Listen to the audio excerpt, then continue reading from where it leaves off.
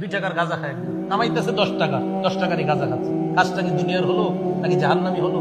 জাহান্নামী কাজ হলো, খারাপ কাজ। তাহলে এই 10 টাকা এটাও আপনার আখেরাতের হচ্ছে না। বুঝাইতে চাইলাম 10 টাকা এটাও যদি আখেরাতের জন্য হয়, 10 কোটি টাকা এটাও যদি আখেরাতের জন্য হয়, ভালো কথা।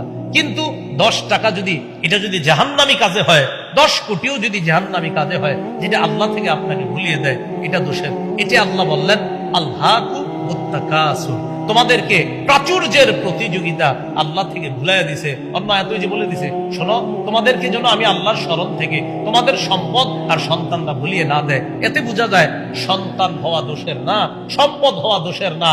দোষ হলো যদি সন্তান সম্পদ হওয়ার পর বান্দা আল্লাহকে ভুলে যায়। ভাই কথাগুলো কি বুঝে আসছে? তাহলে আমরা আজকের যে কথাগুলো জানলাম, কয়েকটা গুরুত্বপূর্ণ বিষয় এলো। আজকে থেকে আমরা